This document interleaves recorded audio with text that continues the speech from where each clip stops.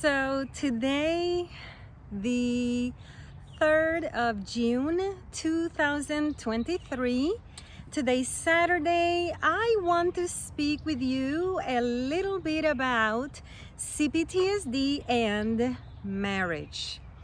And that's why in one of my posts, I promised that my next YouTube video was going to cover just that.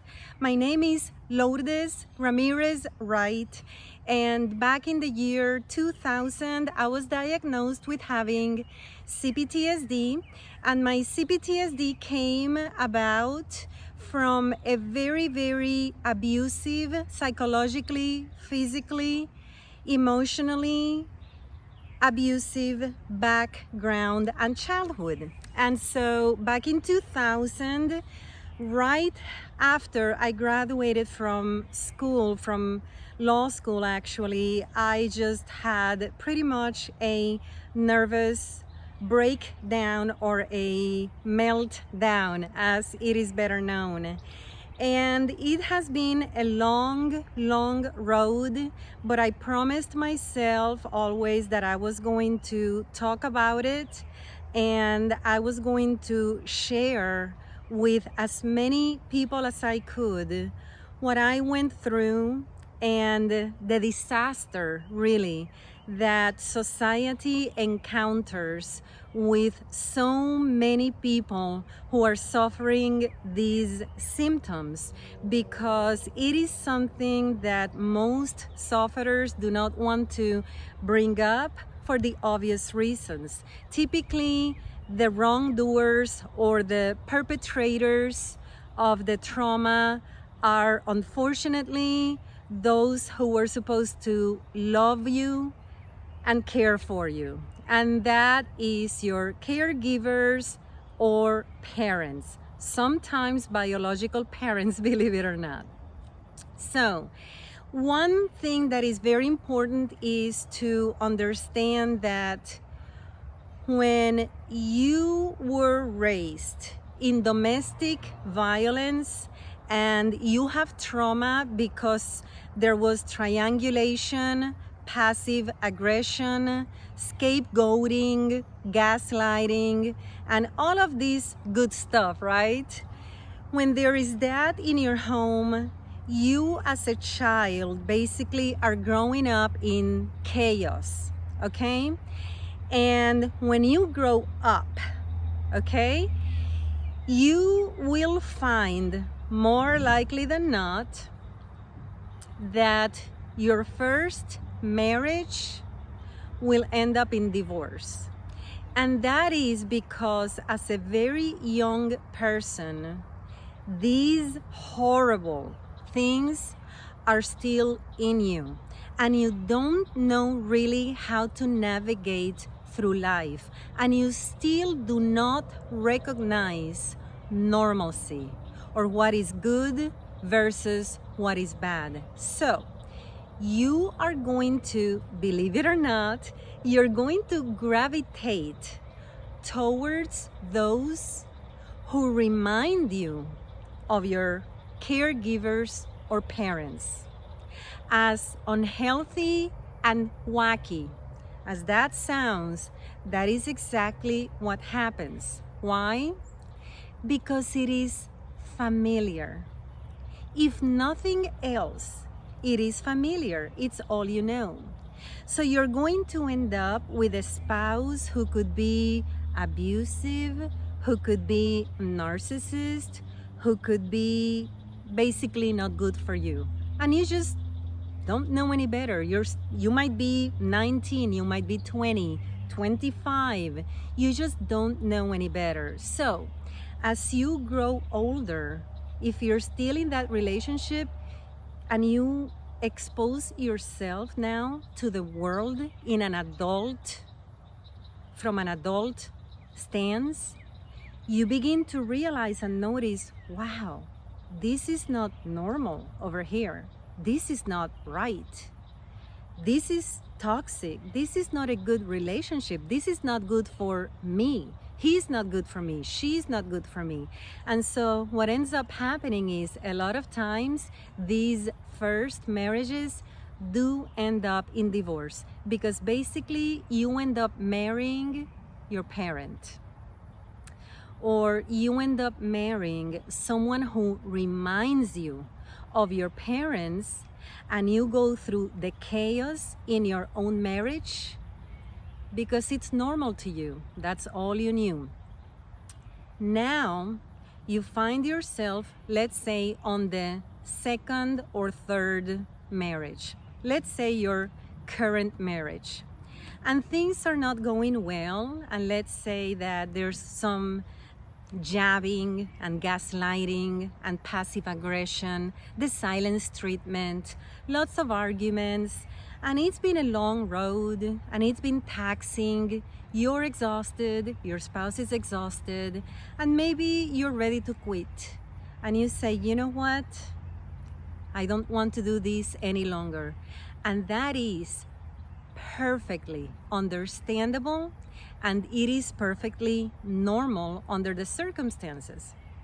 Now, I had a personal experience of which I will share a very, very short part with you because it helps me put things in perspective for you. When I was going through all of that with my husband, I remember saying to myself, you know what?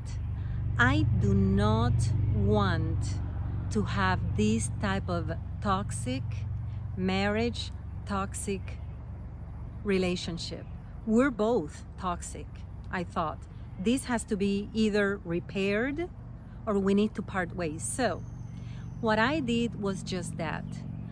My husband and I had some communications, and unfortunately, he thought it was a good idea to bring into the equation somebody so that he could get some maybe support or feedback because he thought it would be a good idea.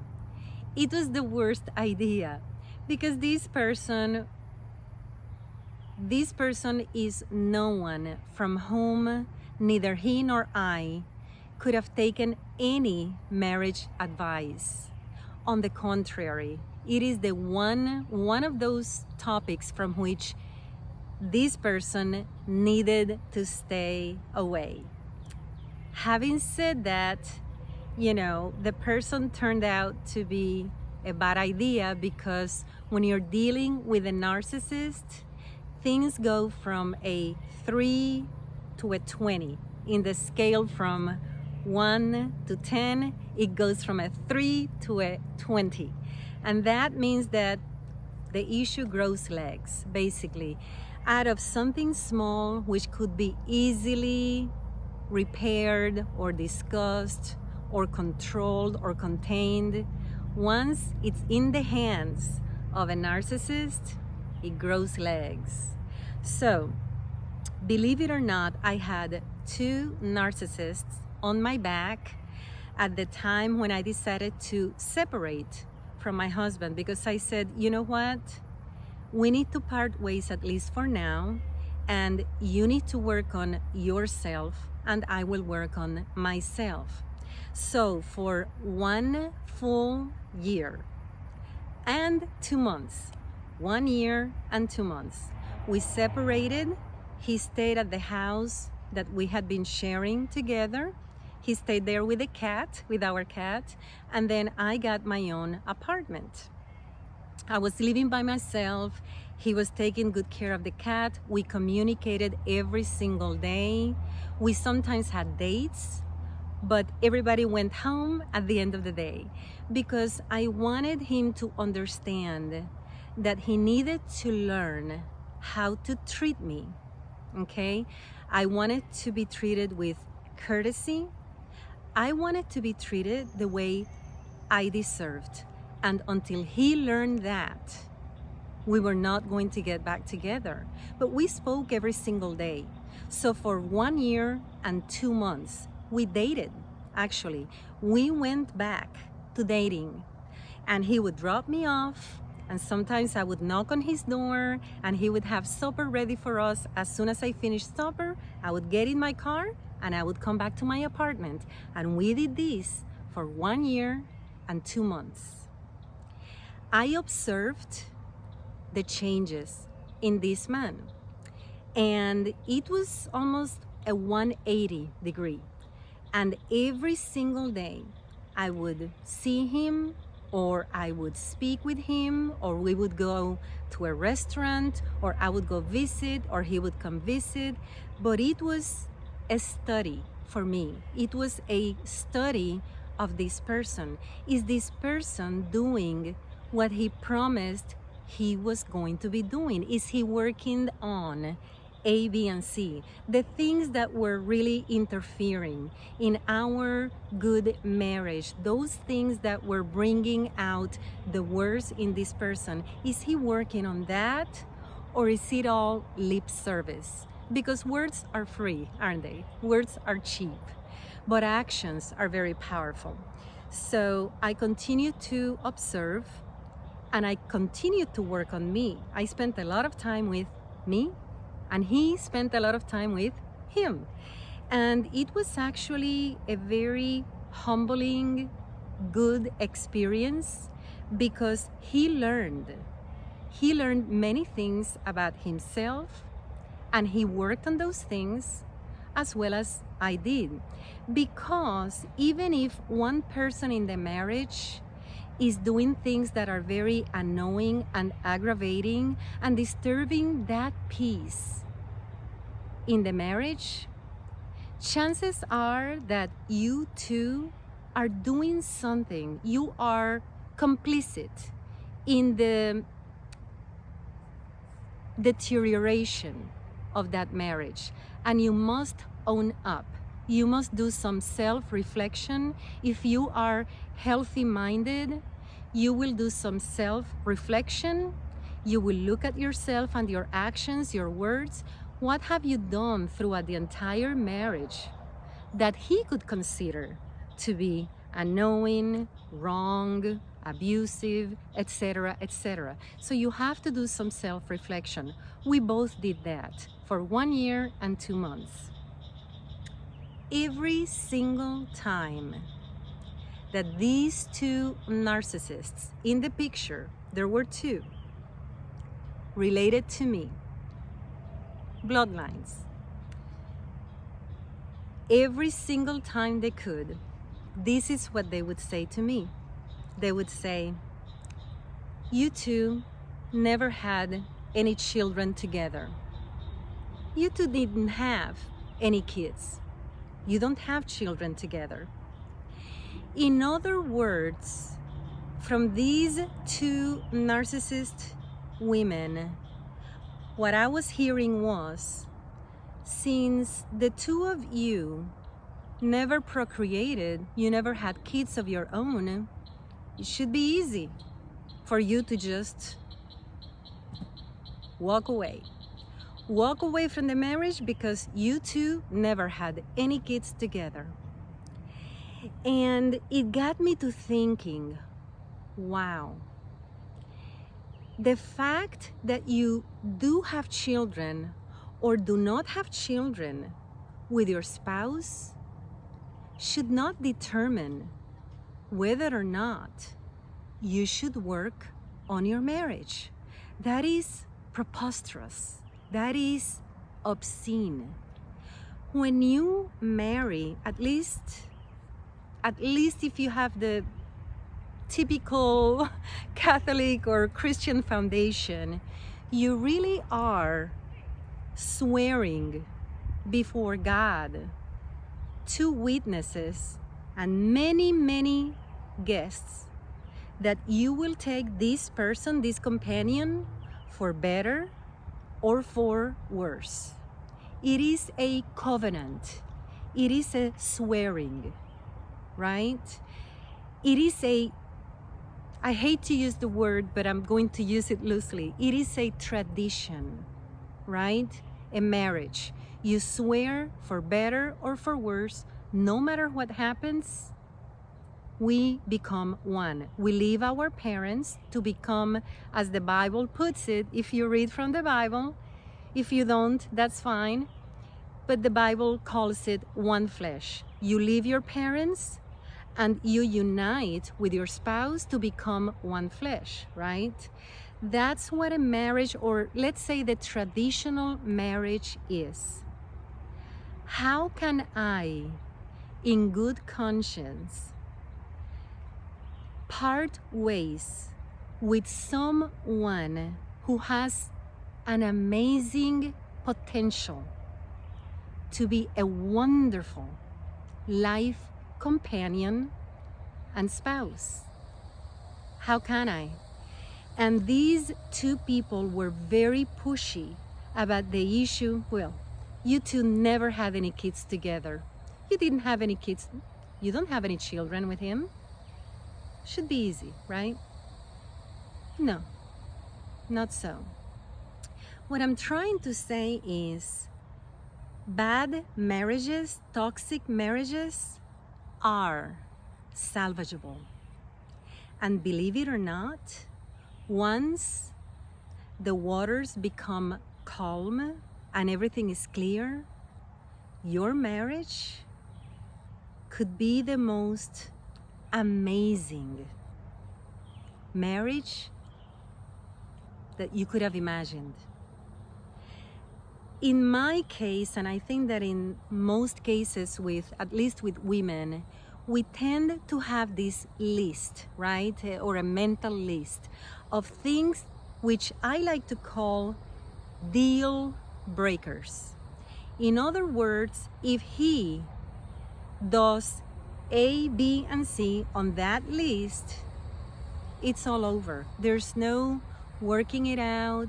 There's no negotiating. There's no ultimatum, nothing. It's over. And those deal breakers, most of you women possibly have your own list.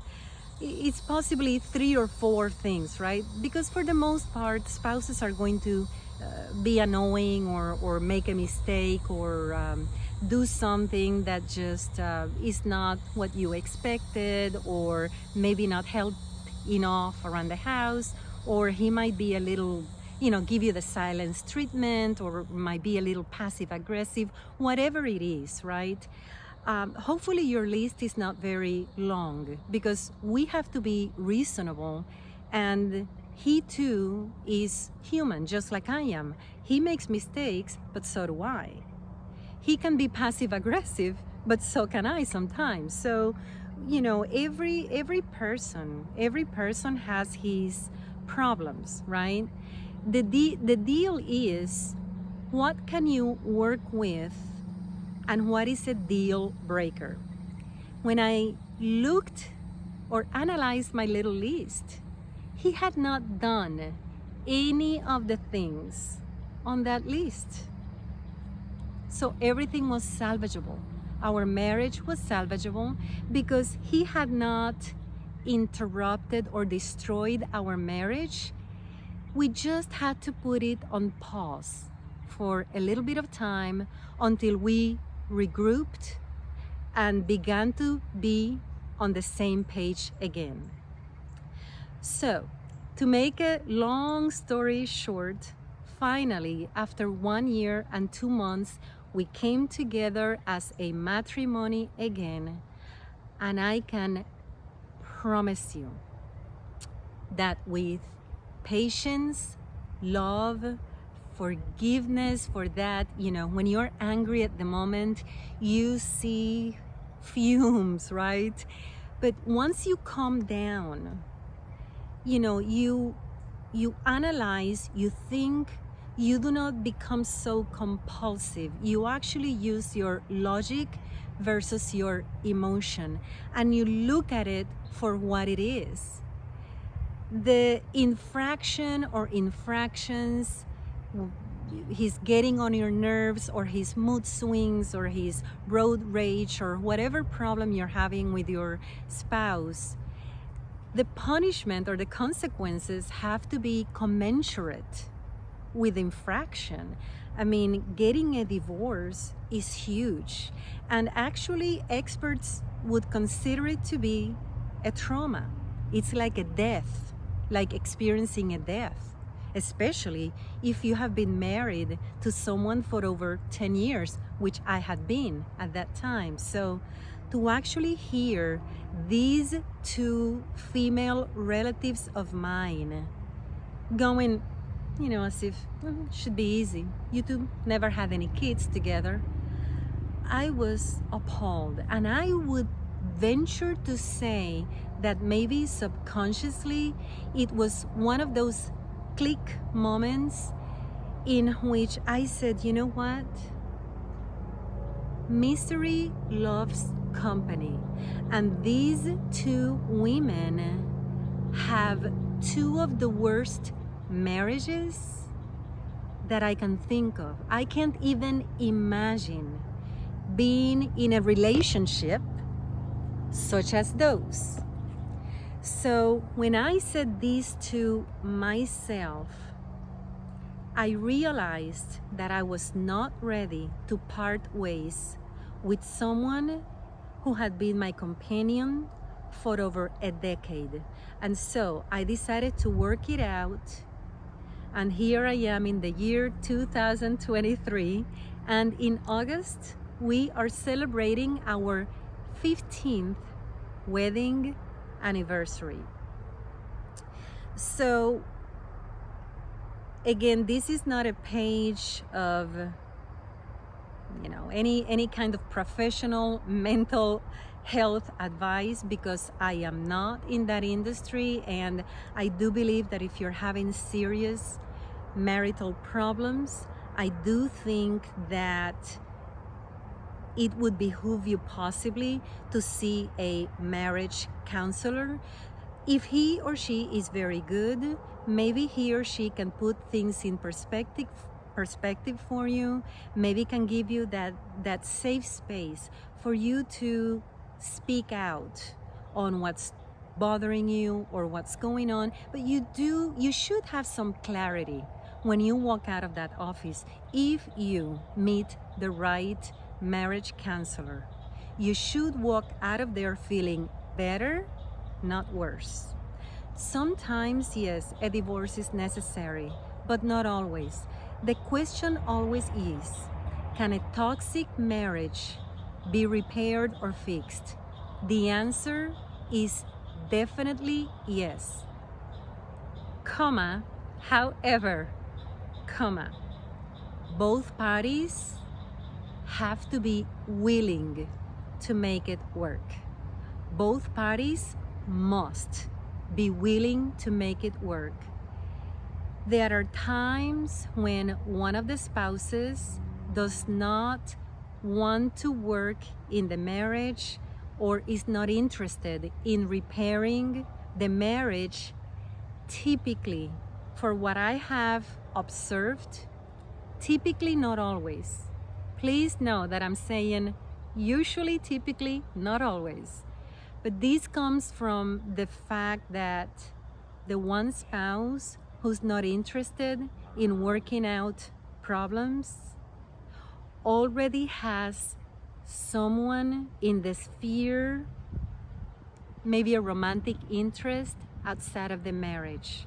And so typically that one spouse is just not interested anymore in salvaging the marriage. For what I have seen, for what I have read, typically these people already have someone else. And you will notice that when he or she divorces, immediately the person gets married. Typically we don't get married to someone right away unless there was a preceding ongoing relationship there, right? So chances are that at least that person knew that other person during the marriage to someone else. And that's when the relationships overlap. And that is, in my view, that is a terrible thing that happens, because some of these couples do have children.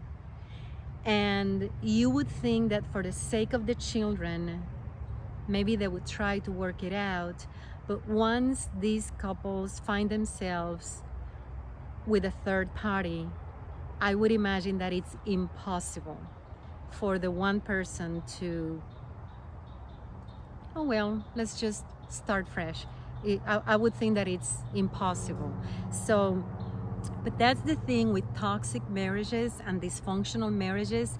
Yes, you can go from a very bad marriage to a fantastic marriage with that person if they are both committed and they are interested in maintaining that relationship, that spouse. They see the worth in the marriage, in the spouse.